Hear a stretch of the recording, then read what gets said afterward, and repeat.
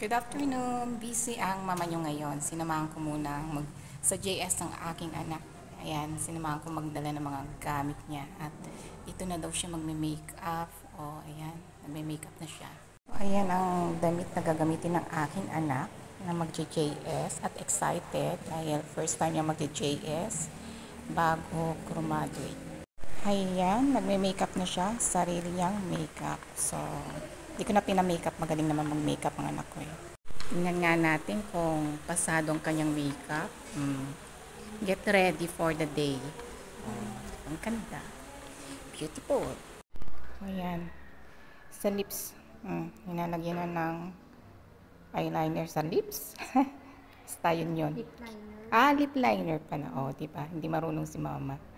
O, diba? Okay na ba yung kanyang lips para magkaroon ng shape?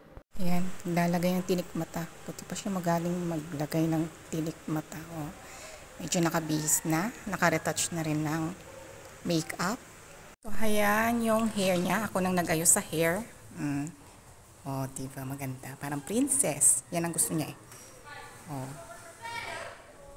Ayan, nasa room kami ngayon. Dito na kami nag-ayos. O, nag-curl na siya ng buhok. Kinumpleto ko na lang ng gamit para kami na lang dalawa mag-aayos. Marunong naman kaming dalawa. O sige, tulungan na mag-ina. Ayan. Malapit na mag-ready. Malapit na mag-umpisa. Ay, nako. Naglalagay pa ng kuko niya. Ayan. Wow. Ano forma niyo? O, ayan na. Kailangan yung Ayan. O, gwapo at magaganda na.